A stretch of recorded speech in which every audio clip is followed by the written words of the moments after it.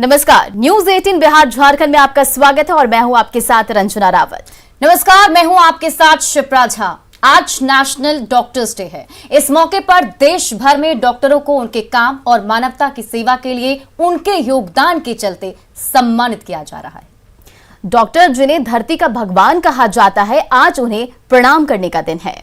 और हम सब ने यह देखा कि कैसे कोरोना की त्रासदी में डॉक्टर ने अपने और अपने परिवार की जान को जोखिम में डालकर लोगों की जान की बचाने में जुटे रहे। इसलिए आज के इस मौके पर हर डॉक्टरों को सलाम। कोरोना से देश में कुल 798 डॉक्टरों की मौत हुई, जिसमें दिल्ली के बाद सबसे ज्यादा 115 डॉक्टर बिहार के थे। और ऐसे में आज उन डॉक्टरों को याद करने के साथ सभी योद्धाओं के सम्मान का भी दिन है। यही वजह है कि आज पटना के आईएमए हॉल में स्वास्थ्य मंत्री मंगल पांडे ने डॉक्टरों को सम्मानित किया। स्वास्थ्य मंत्री ने कोरोना के दौरान डॉक्टरों के काम की सराहना की और कहा कि मुश्किल वक्त में डॉक्टरों ने शानदार काम किया।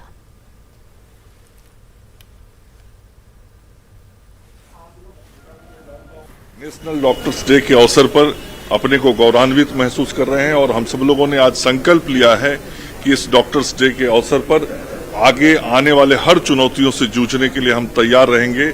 यदि भविष्य में भी किसी प्रकार की संकट की स्थिति समस्या कोई आती है तो हम बिल्कुल मुस्तैदी के साथ लड़ेंगे। और डॉक्टर्स डे के मौके पर प्रधानमंत्री नरेंद्र मोदी ने आज देश भर के डॉक्टरों को संबोधित किया।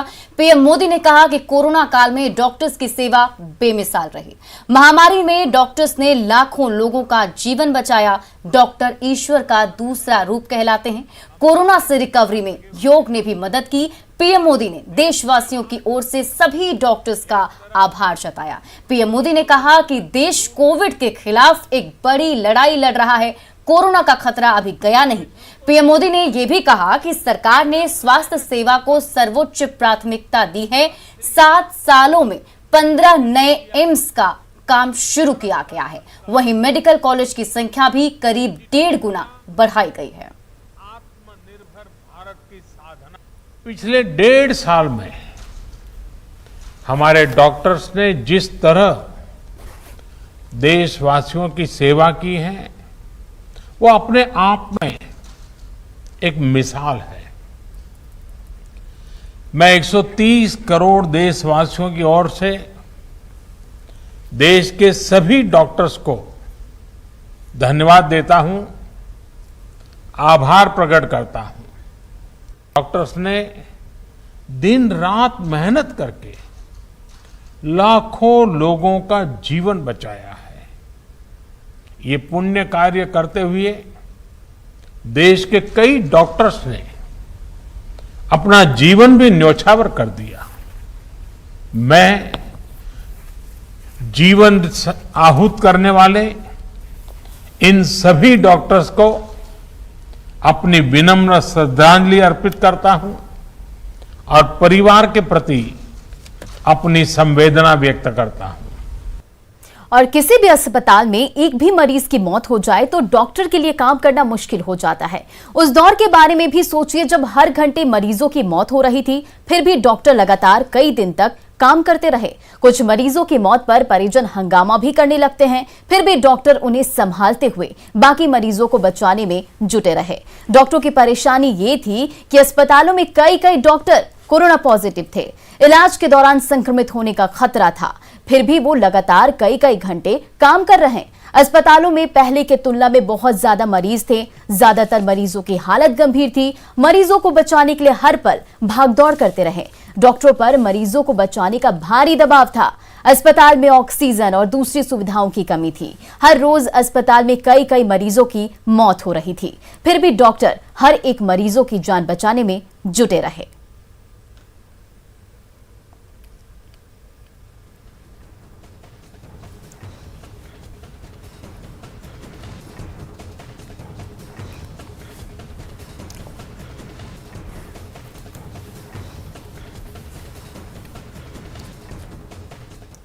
और ये पूरा कोरोना काल काफी ज्यादा चुनौतीपूर्ण रहा, खास करके डॉक्टरों के लिए। इसलिए आज हम उन तमाम डॉक्टरों को तहे दिल से प्रणाम कर रहे हैं और इसलिए हमारा ये खास शो हम आपके लिए लेकर आए हैं, प्रणाम डॉक्टर। और आज हमारे साथ कई सारे डॉक्टर भी जुड़ेंगे जिनसे हम सीधे बातचीत करेंगे। सबसे पहले मैं आपका उनसे परिचय करवा देती हूँ। सारिका राय हमारे साथ जुड़ी हुई हैं, गायनेकोलॉजिस्ट हैं। नेहा सिंह जुड़ी हुई हैं, एम्स की पैथोलॉजिस्ट हैं। और सुनील कुमार सिंह जुड़े हुए हैं जो कि नेत्र रोग विशेषज्ञ हैं।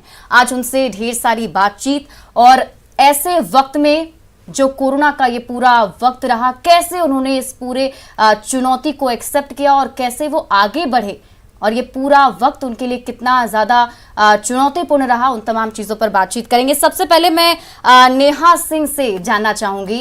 नेहा सिंह जी, बहुत बहुत स्वागत है आप सभी का पहले न्यूज़ 18 बिहार झारखंड पर। और ये बताइए कि आज पीएम मोदी ने तमाम डॉक्टरों का आभार जताया जो काम बीते कोरोना काल में और अब भी कहीं ना कहीं जारी है, उस वक्त में पीएम मोदी ने उसको सराहा है। तो ऐसे वक्त में आप क्या कुछ कहेंगे? डेफिनेटली अभी आज डॉक्टर्स डे है और पूरे पैन इंडिया में इसका सेलिब्रेशन हो रहा है। Happy doctors day to all, सबसे पहले मैं सभी को कहना चाहूँगी। और जैसा कि लास्ट ईयर से और इस ईयर से हमने कोविड को फेस कर रहे हैं, सारी कंट्री फेस कर रही है, वैसे में हम डॉक्टर्स के लिए जो कोविड को फेस करना थोड़ा मुश्किल था। और अभी जैसे कि 2 वैक्सीन इंडिया की अभी आई है, कोवैक्सीन, कोविशील्ड, और इसके बेहतर परिणाम भी देखे गए।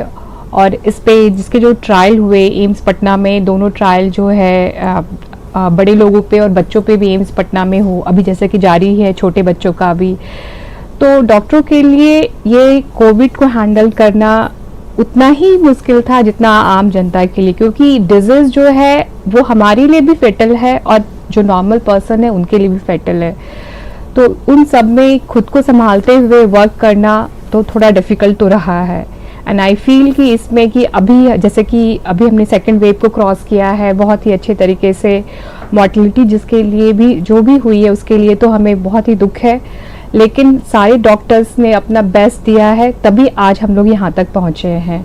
और हेल्थ वर्कर और पूरी जो आप कह सकते हैं टीम, इंटायर हेल्थ टीम जो है सपोर्टिव ने वर्क किया है, तभी आज हम सर्वाइव हैं। और हमें लगता है कि फ्यूचर में अगर हम लोग ऐसे ही चीज़ों को कंटिन्यू रखें तो और भी किसी भी समस्या से मिलके हम लोग इससे से लड़ सकते हैं। थैंक यू जी डॉक्टर। और अब मैं डॉक्टर सुनील कुमार सिंह से बात करना चाहूंगी, और जो कि नेत्र रोग विशेषज्ञ हैं। डॉक्टर, कोरोना काल जिसने के बारे में कभी सोचा नहीं गया था, तो इसमें आपका एक्सपीरियंस कैसा रहा? देखिए, पहले तो डॉक्टर्स डे पे जो माननीय प्रधानमंत्री जी ने हम लोग को सम्मान दिया है उसके लिए उनका आभार जी। और इस पूरे कोरोना काल में मैं एक ही बात कहूंगा कि अगर समाज ने हमें द्वितीय भगवान का दर्जा दिया है तो हमने उसको दर्जे के मुताबिक चरितार्थ करने में कोई कसर नहीं छोड़ा। बीमारी और बीमार के बीच में ढाल बनकर रहे, उसमें हम अपने परिवार को भी कभी कभी दांव पे लगा दिए उनका जान। और हमने अपनी न रूटीन दिनचर्या की चिंता की, न अपनी जान की चिंता की, न अपने परिवार वाले की चिंता की। और जैसे कोरोना महामारी एक जंग की तरह था तो जंग में लड़ने के लिए हम फ्रंट पर थे। उसी कारण देश में हम लोग 1372 करीब चिकित्सक हताहत भी हुए और पूरे बिहार में 157 चिकित्सक शहीद हुए। तो इसके बाद भी अगर मैं तो यही कहूंगा कि सच्ची श्रद्धांजलि हम लोग सबकी वही है कि आज हम लोग सच्ची श्रद्धांजलि दें और ये देखें कि चिकित्सक अपने पूरे मेहनत से कुछ करते हैं। इसमें अगर एकाध, चूंकि भगवान तो हो नहीं सकते हैं, तो एकाध अगर रिजल्ट इधर उधर हो जाता है तो जनता उसमें रिएक्ट नहीं करे। यही मेरा अपील है, चिकित्सक को उस ढंग से देखें, उनको ये बात को सोचें। और सरकार से हमारी अपील है, सरकार, मैं जदयू चिकित्सा प्रकोष्ठ का प्रदेश अध्यक्ष होते हुए भी मैं अपनी सरकार से यह कहूंगा कि हर मृत चिकित्सकों को उचित मुआवजा, उनके परिवार के भरण पोषण का देखभाल और शहीद का दर्जा दें। जैसे एक फौज पर जाने वाला जवान शहीद होता है और उसके परिवार के जो सरकारें करती हैं वो हमारे शहीद जो हमारे चिकित्सक हैं उनके परिवार के लिए करें।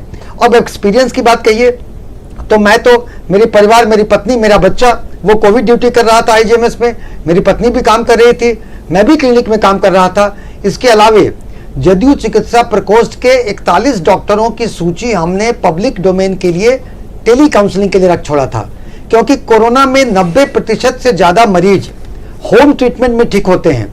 वैसे में टेलीमेडिसिन एक बड़ी सुविधाजनक चीज थी, तो हम लोग लगे रहे कोरोना में। और आज भी जो द्वितीय लहर हमारे नियंत्रण में आ रहा है, इसमें चिकित्सकों का योगदान है। अगर हमने रिकॉर्ड टाइम में भारतवर्ष में दो वैक्सीन बनाया, एक इंडिजिनस एक सेमी इंडिजिनस, तो हमारे चिकित्सक का उसमें योगदान है। और हमें तृतीय लहर के आने के संभावित तृतीय लहर के लिए जो हमें लड़ना है, उसके लिए हमें जागरूकता का काम, प्रिवेंशन का काम, वैक्सीनेशन का काम और ट्रीटमेंट के काम के जो चीजें हैं वो हम पूरी तरह कर रहे हैं। तो चिकित्सक तो कर रहे हैं, लेकिन आपसे भी अपील है कि सरकार को जो करना है, जनता को जो करना है उसके प्रति वो करे। लेकिन हम पूरी तरह अगर समाज के प्रति अगर हम जान की बाजी के लगा के अगर रहें तो उसके लिए हमें गर्व है, हमें डर नहीं है, भय नहीं है। अगर भय होता तो हम लोग अपने नीचे वाली पीढ़ी को भी चिकित्सक नहीं बनाते। तो भय नहीं है, डर नहीं है, लेकिन हम सम्मान चाहते हैं। जो सम्मान माननीय प्रधानमंत्री जी ने दिया है, मुख्यमंत्री जी ने दिया है, वो सम्मान आम जनता भी दे तो हमारा सीना ज्यादा दुगना चौड़ा हो जाएगा। जी देखिए, आप सभी डॉक्टर्स ने बहुत सैक्रिफाइस किया है और न्यूज 18 भी बार बार यही अपील करता है आपसे कि इस कोरोना काल में अभी भी सतर्क रहें, अभी भी खतरा पूरी तरह से टला नहीं है। मास्क पहने और 2 गज की दूरी का जरूर पालन करें। बिल्कुल। और जैसा कि अभी डॉक्टर सुनील कह रहे थे कि जो सरहद पर लोग अपना बलिदान देते हैं वो सर्वोच्च बलिदान होता है, और कहीं ना कहीं कोरोना काल में हमने ये देखा कि जो डॉक्टर्स थे वो उसी रूप में नजर आए। तो हम एक्सपीरियंस की बात करें तो सारिका राय जी भी हमारे साथ जुड़ी हुई, उनसे ही बातचीत करते हैं। सारिका जी, सबसे पहले तो ये बताइए कि ड्यूटी आवर लंबे हो गए थे कोरोना के वक्त में, आप लोग लगातार हॉस्पिटल में थे, काम चल रहा था, पता नहीं चल रहा था कि दिन रात कब बीत रहा है। वैसे में परिवार से दूर रहना, कैसे सब कुछ मैनेज कर पा रहे थे आप? और चूंकि आप एक महिला भी हैं तो रिस्पॉन्सिबिलिटी थोड़ा ज्यादा बढ़ जाती है। डेफिनेटली, क्योंकि हम लोग को दोनों चीज़ हैंडल करना पड़ रहा था। कोविड पेशेंट्स को भी हैंडल करना पड़ा था और अपना रूटीन पेशेंट्स जो भी हैं, जो एंटीनेटल पेशेंट्स थे, उनको भी हैंडल करना पड़ रहा था। तो अपने दिन को 3 भाग में डिवाइड करना पड़ रहा था। तो फर्स्ट हाफ हम लोग कोविड पेशेंट्स को देखते थे, उसके बाद घर आते थे, नहाते थे, चेंज करते थे, फिर उसके बाद हम नॉर्मल पेशेंट्स को देखते थे, फिर उसके बाद we used to again come back, take a bath और फिर अपने घर परिवार में रहते थे। तो थोड़ा सा तो मुश्किल था, स्पेशली इतनी बार नहाना, कपड़े बदलते रहना, प्रिकॉशंस लेते रहना। But to be very honest, बहुत गर्व महसूस होता था कि हम लोग छुप के नहीं बैठ रहे हैं और हम लोग समाज को सेवा अभी भी कर रहे हैं जितना भर हम लोग से हो पा रहा था। तो it was very satisfying at the end of the day. जी बिल्कुल। और सचमुच ये चैलेंजिंग वाला वक्त आप लोग के लिए रहा भी होगा। डॉक्टर सुनील, अगर बात करें और वैसे वक्त की, मतलब जब एक हॉस्पिटल में आप कंटिन्यूसली काम कर रहे हैं, आसपास के मरीज जो हैं अचानक से ढेर सारे मरीज आ रहे हैं, और वैसे में कभी कभी ऐसा भी होता हुआ दिख रहा हो कि कुछ अभी इनकी जान चली गई, अभी इनकी जान चली गई, तो ऐसे में स्ट्रेस जो होता है मेंटल लेवल का, एक वो भी थोड़ा डिफरेंट और डिफिकल्ट हो जाता है। तो कैसे माइंड को प्रिपेयर कर पा रहे थे आप लोग? देखिए, कोरोना के जो द्वितीय लहर की जो पीक थी वो एक आपदा विपदा से कम नहीं थी। तो आपदा विपदा के समय हमारे भी बॉडी का रिएक्शन, माइंड का रिएक्शन वैसे ही होता था और हमारी कार्य क्षमता बढ़ जाती थी, जिसे कहते हैं एड्रेनलिन सेक्रेट होना, उस तरह से सेक्रेट होता था। तो कार्य क्षमता बढ़ जाती थी, दिन क्या और रात क्या। क्योंकि देखिए, आपके अगर अस्पताल में हैं तो अस्पताल में कम से कम 1/3 स्टाफ बीमार रहते थे, 2/3 से काम से करना था, उसके 1/3 स्टाफ छुट्टी पर रहते थे। तो आपको 1/3 मानव बल पे तिगुना मरीज का लोड, तो मरीज का लोड तिगुना चौगुना और मानव बल 1/3, तो निश्चित ही हार्ड प्रेस थे। लेकिन हार्ड प्रेस में कहीं भी डरने का, आराम करने का कोई समय नहीं था। एक वॉर लाइक सिचुएशन था, एक जंग हम लोग कोरोना से लड़ रहे थे, उसमें पूरे एड्रेनलिन सेक्रेट हो रहा था, दिन रात अपना काम कर रहे थे। इसी लापरवाही में हम चिकित्सक काम में इतने मशगूल रहे कि अपना आराम नहीं कर सके, अपने को अगर बीमार पड़े तो केयर नहीं ले सके। कि बिहार में देखेंगे चिकित्सकों के इतने हताहत हुई, तो कहीं ना कहीं एक मैन पावर कम होने के कारण, कुछ तो बीमारी के कारण, तो ज़्यादा वर्कलोड के कारण, चूंकि बीमारी ज़्यादा थे, उसमें अपनी केयर नहीं लेने के साथ हमारे साथ ये हुआ। लेकिन तो भी हमें गर्व है कि इतने के बावजूद भी हमने पीड़ित मानवता की सेवा की, हमने द्वितीय लहर कोरोना को नियंत्रित किया और संभावित तृतीय लहर के लिए तैयार हैं। कहीं भी डर नहीं है। लेकिन हम जनता से, आपके माध्यम से जनता से, सरकार से यह अपेक्षा करते हैं कि हमारे जो ये जितने चिकित्सक का बलिदान व्यर्थ न जाए और आगे चिकित्सक हताहत न दे। हम अपनी गलतियों से सीखें, हम वहाँ पे संभावित तृतीय लहर के लिए सारी तैयारियां करें, जागरूकता करें। और जनता से ये कहना है, तृतीय लहर को प्रिवेंट करने का एकमात्र उपाय है तो वो सुरक्षा कवच है टीकाकरण। टीकाकरण के लिए आप मीडिया वालों से भी अपील है कि आप अपने जितना ऐड दिखाते हैं किसी अगर कंज्यूमर्स चीज का, उससे ज्यादा ऐड दिखाएं टीकाकरण का। टीकाकरण ही एक सुरक्षा कवच है। आपको यहाँ रोकना चाहूंगी, अब हमारे साथ डॉक्टर मनीष मंडल भी जुड़ चुके हैं जो कि चिकित्सा अधीक्षक है आईजीएमएस के। डॉक्टर बहुत बहुत स्वागत है आपका। कोरोना एक ऐसी महामारी जिसके बारे में हमने नहीं सोचा, किसी ने नहीं सोचा, और आज उससे पूरा देश जूझ रहा है। तो सबसे पहले डॉक्टर मनीष, आप अपने अनुभव, अपनी चुनौतियों के बारे में हमें बताइए। संस्थान जो आईजीएमएस संस्थान है, इसको पहली बार डेडिकेटेड कोविड सेंटर बनाया गया और फिर बाद में इसको centre for excellence black fungus यानी म्यूकरमाइकोसिस के लिए बनाया गया। तो ये बहुत बड़ा चैलेंज था और ये जो विपदा थी तो इसमें वॉरलाइक सिचुएशन था, जैसा कि डॉक्टर सुनील ने भी बताया। और इसमें मैं, मेरा आईजीएमएस परिवार, जितने भी चिकित्सक हैं, चिकित्साकर्मी हैं, स्वास्थ्यकर्मी हैं, नर्सेज हैं, वार्ड बॉयज हैं, सब ने मिलकर एक साथ इस जंग को जीतने की कोशिश की। और वैसे समय में जिसके भाई का डेथ हो, किसी की बहन का डेथ हो रहा है, किसी के माँ का डेथ हो रहा है, परिवार में मौत की लाइन लगी हुई है हर के घर में। वैसे में मानसिक तनाव को झेलते हुए काम करने का एक अपना एक्सपीरियंस था, लेकिन सब ने साथ दिया क्योंकि ये लड़ाई मानवता और कोविड के बीच में थी।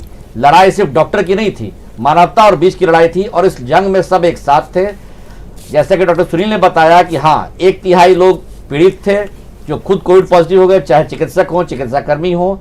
1/3 वैसे थे जो क्वारंटाइन में थे ताकि वो फिर से फ्रेश होकर आ सके, और 1/3 जो था वो काम कर रहा था। तो 1/3 काम पे लगातार करना एक अपना एक्सपीरियंस था। और एज चिकित्सक और एज मेडिकल स्टूडेंट मैं यही कहना चाहूँगा कि भगवान दोबारा ऐसा समय नहीं दिखाए और मानवता को बचाने में हम लोग सफल रहें और हम लोग का बलिदान खाली नहीं जाए। लोगों को ये समझना चाहिए कि टीकाकरण और जो सुरक्षा कवच यानी SMS, S यानी सैनिटाइजेशन, M यानी मास्क और S यानी सोशल डिस्टेंसिंग, ये बहुत ज़रूरी है। ये अगर हम नहीं फॉलो करते हैं तो हमारे जितने डॉक्टर्स ऑल ओवर इंडिया या वर्ल्ड हैं उनका जो है बलिदान बेकार चला जाएगा। तो उनके बलिदान के बारे में सोचें। सही बोल रहे हैं आप डॉक्टर मनीष। मैं डॉक्टर नेहा के पास आना चाहूंगी। और जैसे कि अभी डॉक्टर सुनील कह रहे थे कि तीसरी लहर के लिए हम तैयारी कर रहे हैं, तो क्या ऐसा भी हो सकता है डॉक्टर नेहा कि तीसरी लहर को हम आने ही ना दें, उससे पहले ही हम उसे खत्म कर दें? लाइक अभी दूसरी लहर चल ही रही है और ये भी नहीं पता कि कब ये खत्म होगी, लेकिन हम लोग आशंका जता रहे हैं कि तीसरी लहर भी आ सकती है, उसके लिए तैयारी की जा रही है। तो ऐसा कुछ प्रिपरेशन हमारी तरफ से कि तीसरी लहर को आने ही नहीं दिया जाए? डेफिनेटली जैसे कि जो कोविड है, सेकेंड टाइम हम लोग इन्फेक्टेड हुए, लास्ट ईयर भी इन्फेक्टेड हुए थे। तो वायरस का जो नॉर्मल जो काम होता है म्यूटेशंस करना, वायरस कई बार म्यूटेट करेगा। हो सकता है कि तीसरी, चौथी कितनी भी लहर आए, पर हमारा जो मेन मुद्दा है कि हमारी कितनी प्रिपेयर्डनेस खुद की है, हम खुद को कितना तैयार करें कि कोई भी फ्यूचर में कितनी भी लहर आए हमें कोई भी फ़र्क ना पड़े। तो आई फील, जैसा कि सर ने, मनीष सर ने भी बताया, सुनील सर ने भी बताया, SMS का उन्होंने बताया, सैनिटाइजेशंस, वैक्सीनेशंस और सोशल डिस्टेंसिंग को जो भी अगर हम कंप्लीट फॉलो करते हैं तो डेफिनेटली आप जो है कि कोई भी जो ना कि कोरोना, कोई बहुत सारी अन्य बीमारियों से भी बचा जा सकता है जो कि नेज़ोकोमियल इन्फेक्शन से सांस के द्वारा फैला सकता है। जैसे टीबी के इंसिडेंट्स काफ़ी कम हुए हैं इंडिया में लास्ट 2 ईयर्स से। तो कोई कुछ भी अगर अभी किसी भी चीज़ को अगर आप बचाना चाहते हैं तो आप अपने आप को कम्प्लीटली जो है उसके लिए सैनिटाइज करें, प्रॉपर सोशल डिस्टेंसिंग रखे, वैक्सीन ले। डॉक्टर नेहा, या हमें अभी ये भी सिर्फ कोरोना से अगर कोविड जंग के जीतना केसेस है के लिए ही नहीं तो बचाता है। सोशल डिस्टेंसिंग का पालन करना होगा और मास्क पहनना अभी भी जरूरी है। और डॉक्टर सारिका रॉय, मैं आपके पास आना चाहूंगी। आज डॉक्टर्स डे है, तो आप क्या कहना चाहेंगे इस पर? हम हमेशा जब भी हमको आप लोग इनवाइट करते हैं, मैं एक ही चीज़ को बार बार स्ट्रेस करती हूँ, that is early treatment. Definitely 90% क्योंकि पेशेंट्स रिकवर कर जाते हैं अपने सेल्फ इम्यूनिटी के कारण और मिनिमल मेडिसिन के कारण। आई डू फील कि अभी भी हम लोग को जब कोविड पॉजिटिव होते हैं तो अपने शरीर को चुनौती देते हैं और देखते हैं कि क्या हम लोग रिकवर करेंगे अपनी इम्यूनिटी से, कि हम लोग को मेडिकेशंस, अग्रेसिव मेडिकेशंस की ज़रूरत है। तो this is one point that हम बार बार स्ट्रेस करते हैं कि थर्ड वेव के लिए अगर तैयारी पब्लिक को करना है एंड डॉक्टर्स को करना है, treatment should start, is my personal view, with anticoagulants right from the first day of fever, before you can diagnose that fever to be non-COVID. तो हर बुखार को, हर symptom of COVID should be taken as COVID, even if proved otherwise, because I think first 5 to 6 days of treatment are most important, and यही 5 से 6 दिन हम लोग अपने आप को क्वारंटाइन कर रहे हैं और विटामिन खा रहे हैं और अपने बॉडी के इम्यूनिटी को चुनौती दे रहे हैं कि हम लोग इससे खुद से लड़ पा रहे हैं कि नहीं, and that's where pitfalls are happening, and that's why even despite being doctors we are succumbing to this disease. वाकई डॉक्टर सारिका राय और डॉक्टर मनीष मंडल, मैं आपसे भी जानना चाहूंगी कि आज डॉक्टर्स डे है, तो आप इस पर क्या कहना चाहेंगे? डॉक्टर्स डे है तो ये डॉक्टर्स को बार बार जन्म लेना चाहिए और मानवता के लिए लड़ते रहना चाहिए, और ये हम लोग कह भी रहे हैं, कर भी रहे हैं और प्रूफ भी कर रहे हैं जी। जबकि पूरी दुनिया में जितने भी लोग थे वो क्वारंटाइन एक तरह से थे, लेकिन डॉक्टर्स कम्युनिटी ही था जो कि हर समय हर वक्त जिले से लेके स्टेट से लेके कंट्री से लेके हर जगह काम कर रहा था। चाहे वो किसी भी देश में आप बात करें, डॉक्टर कम्युनिटी ऐसी थी जो कि लगातार लगी हुई थी, और ये कोरोना के जंग में सबसे आगे अगर कोई रहा है पूरी दुनिया उसकी तरफ देखिए तो वो डॉक्टर कम्युनिटी है। बिल्कुल। और डॉक्टर सुनील, आज डॉक्टर्स डे पर हम बातचीत कर रहे हैं और कहीं ना कहीं आज का जो दिन है उन तमाम डॉक्टर्स को श्रद्धांजलि देने का जो अब इस दुनिया में नहीं रहे, और जो डॉक्टर ने हमारे लिए काम किया उनके कामों को याद करने का दिन। तो ऐसे में जो आप लोगों का बीते कुछ दिनों में वो चल रहा था कोविड का वक्त, उस टाइम हमने बहुत बार ऐसा देखा कि जो डॉक्टर्स हैं वो लोगों की मदद करने के लिए जा रहे थे, मेडिकल की टीम जो है लोगों का इलाज करने के लिए जा रही थी, लेकिन हमने देखा बहुत बार ऐसा हो रहा था कि लोग समझ नहीं रहे थे और कहीं ना कहीं डॉक्टर्स पर ही जो है कहीं हमला कर दे रहे थे। बहुत बार ऐसा अस्पताल में भी ऐसे सीन देखने को मिले कि अगर किसी कोविड पेशेंट की डेथ हो गई तो डॉक्टर पर ही हमला किया गया। तो वैसे वक्त में कहीं ना कहीं थोड़ा सा तो लग रहा होगा कि आखिर आप लोग मदद कर रहे हैं और लोग इसे समझ भी नहीं पा रहे। निश्चित ही क्षणिक रूप से यह भावना आती है, लेकिन मानवता की सेवा करने में हम रम जाते हैं और ये आशा करते हैं कि आप लोग के माध्यम से और सरकार के अपने जागरूकता के माध्यम से जनता जागरूक होगी, और माननीय प्रधानमंत्री जी, माननीय मुख्यमंत्री जी के चिकित्सकों के प्रति जो अब है आभार व्यक्त किया गया है उसका असर जनता पर होगा। लेकिन इसके साथ मैं 2 संदेश देना चाहूँगा कि नंबर 1 कि भाई जैसा कि कहा doctor Manish, doctor Neha, doctor Sarika ने कि जो कोविड अप्रोप्रिएट बिहेवियर, 2 गज की दूरी, मास्क है जरूरी और हैंड हाइजीन, सैनिटाइजेशन नहीं हो साबुन से हाथ धोएं, ये महत्वपूर्ण है। टीका जरूर लें। देखिए, टीकाकरण के लिए हम जदयू चिकित्सा प्रकोष्ठ के प्रदेश अध्यक्ष के नाते पंचायत स्तर पर, प्रदेश स्तर, जिला स्तर, पंचायत स्तर पर टीकाकरण टास्क फोर्स का गठन किए हैं कि वहां के समाज सेवियों से मिलके, महिलाओं से मिलके, धर्मगुरुओं से मिलके टीकाकरण का वैक्सीन हेजिटेंसी खत्म करे और जागरूकता पैदा करे और फैसिलिटेट करे। टीका जरूर लें। दूसरा, सेकेंड कोविड नियंत्रण में द्वितीय लहर आ रहा है, लेकिन आज भी पश्चात कोविड समस्याएं आ रही हैं, उस पर भी ध्यान देने की जरूरत है। कोविड नेगेटिव आप हो गए हैं, लेकिन आपको लंबे समय तक खांसी बनी हुई है, आपको बुखार कैसा फील होता है, आपको कमजोरी लगती है, तो इन सब बातों में कुछ बातें ध्यान रखें कि ये सब चीजें महीने 2 महीने में कभी ठीक हो जाती हैं। लेकिन आप पानी जरूर पिए, नारियल पानी पिए, फल लें, भाप लें, ज्यादा भाप नहीं, गर्म नहीं, भाप लें, तो प्रोटीन ले, इन सब लेकर के रेस्ट लें। इन सब चीजों से करेंगे तो कोविड पश्चात समस्याओं से आप निवारण पाएंगे। नहीं तो कोविड ऐसी बीमारी है कि कोविड नेगेटिव होने के बाद भी बहुत सारे कॉम्प्लिकेशन करती है, वो भी इक्वली फेटल होते हैं। तो कोविड पश्चात समस्याओं पर ध्यान देना है, रेस्ट लेना है, खान पान ठीक रखना है, पानी पीना है, टीकाकरण करना है और कोविड अप्रोप्रिएट बिहेवियर करना है। जी वाकई डॉक्टर, और देखिए डॉक्टर भी जो हमारे हैं वो बार बार अपील कर रहे हैं आपसे कि कोरोना खत्म नहीं हुआ है, टीका लेने के बावजूद भी आपको ध्यान रखने की जरूरत है, मास्क पहनने की जरूरत है, सोशल डिस्टेंसिंग के लिए आपको ध्यान रखना होगा और टीका जरूर ले। हम भी आपसे बार बार अपील कर रहे हैं, न्यूज़ 18 भी आपसे बार बार अपील कर रहा है कि इन सब चीजों का ध्यान जरूर रखें। डॉक्टर नेहा, मैं आपके पास आना चाहूंगी। देखिए, लास्ट जो 3 दिन रहा है उसमें कोरोना के केसेस बढ़े हैं और तीसरी लहर जो है वो आने वाला है, तो इसे हम कैसे रोक सकते हैं? डेफिनेटली जैसे कि कुछ स्टेट्स में मध्य प्रदेश जैसे हो गया और मुंबई शहरों में जो है कुछ केसेस जो है कि एंट्री इंडिया में आ चुकी है, जो नए वेरिएंट है। और अगर अभी जो नॉर्मल पॉपुलेशंस है, जो आम जनता है, उस चीज़ को हमारे तक पहुंचने से कैसे रोके, ये इम्पॉर्टेंट है। अगर हम लोग सब लोग मिलके अगर जो प्रॉपर कोविड एप्रोप्रिएट बिहेवियर है उसका फॉलो करते हैं, मास्क, सैनिटाइजेशन, डिस्टेंसिंग, वैक्सीनेशन, अगर इसका हम लोग कम्प्लीटली थॉरोली फॉलो करते हैं, और जो भी कहीं भी आप माइग्रेट कर रहे हैं तो उससे पहले जो आपके RT-PCR की गाइडलाइन है, अपना टेस्ट कराना, रैट एंटीजन टेस्ट कराना, अगर पॉजिटिव है तो उसको उसी समय रोक के उसे ट्रीटमेंट की तरफ ले जाना, इन सब बातों पे ध्यान देना पड़ेगा।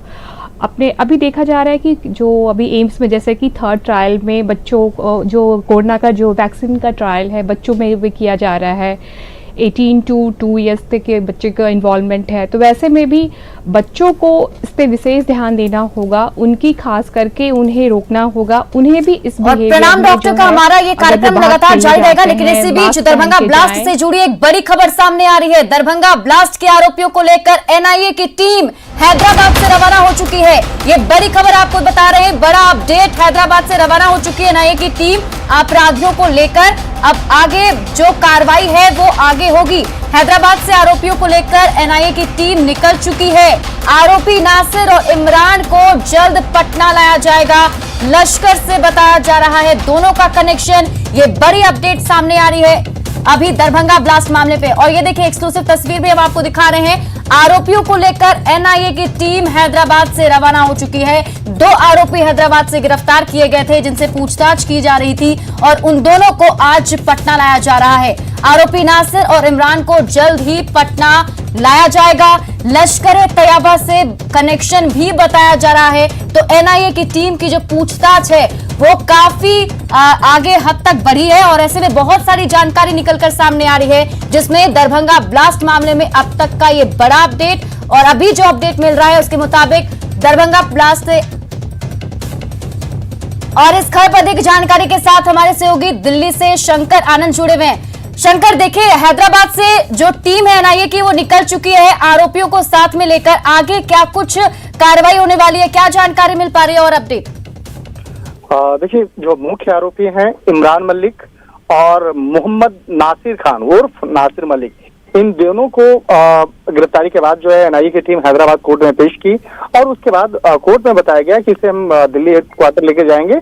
और लेकिन इस मामले में हमारे जो सूत्र बता रहे हैं कि उसे सीधे पटना लेके जाएंगे और पटना ले जाने के बाद तमाम जो औपचारिकताएं हैं वो सब चीजें की जाएंगी। और उसके बाद जिस तरह से दरभंगा ब्लास्ट मामले में इन दोनों की जो भूमिका है उसको लेकर कई अलग अलग स्थानों पर लेकर ये टीम NIA की टीम जाएगी और उसके बाद आगे की पूछताछ करेगी।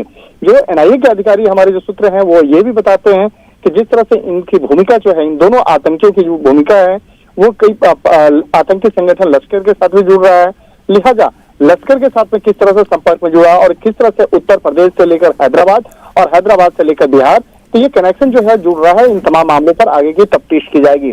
और इसके जो कॉन्टेक्ट हैं, कॉन्टेक्ट वाले लिस्ट में कुछ ऐसे भी कनेक्शन मिले हैं जिसका कनेक्शन सीधे तौर पर गुजरात से भी जुड़ रहा है। तो इन तमाम जो अलग अलग इलाके की बात करें, चाहे बिहार की बात करें और गुजरात की बात करें या उत्तर प्रदेश की बात करें, तो यहाँ पर जो इनके स्लीपर सेल हैं उससे जुड़े हुए तमाम मामलों की पड़ताल की जा रही है और कोशिश की जा रही है कि इन पूरे कनेक्शन को खंगाला जाए और जल्द से जल्द दरभंगा ब्लास्ट मामले में आगे की कार्रवाई की जाए। हालांकि जिस तरह से अब हैदराबाद से टीम निकल चुकी है, हैदराबाद से निकलने के बाद आगे की जो तफ्तीश के लिए उसे दिल्ली और इसके साथ ही जो पटना कनेक्शन मामला है, इन तमाम मामलों पर तफ्तीश की जा रही है और जल्द ही इस मामले में NIA और भी कई बड़े खुलासे कर सकती है। जी, तमाम जानकारियों के लिए शुक्रिया शंकर आनंद।